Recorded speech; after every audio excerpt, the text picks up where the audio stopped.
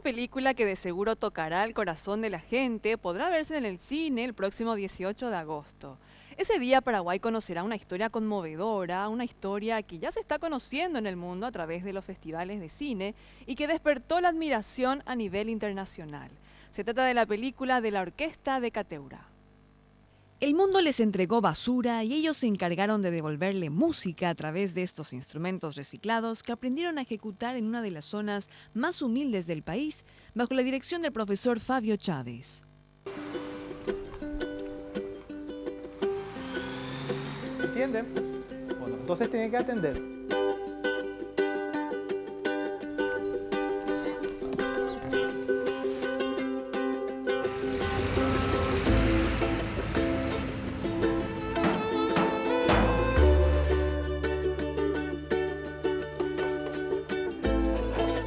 Mi nombre es Víctor, toco el cello. Mi nombre es Ada Maribel Ríos Bogado y toco el violín. Las historias de estos jóvenes que integran la Orquesta de Instrumentos Reciclados Cateura inspiraron al mundo.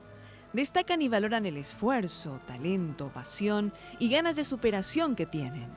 Demostraron que la cultura es una necesidad básica para el ser humano y es capaz de transformar vidas. Lograron trascender más allá de las precariedades. Ahí va.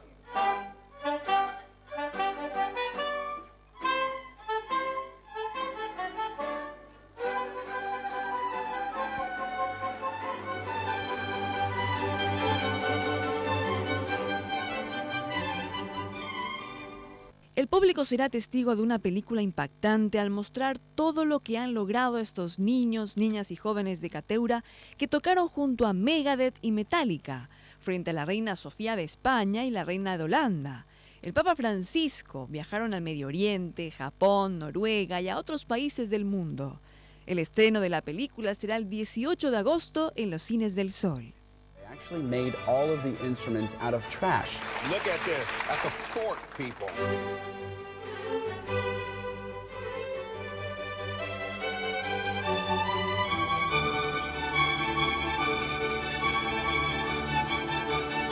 Let the gift of music shine through tonight on that stage.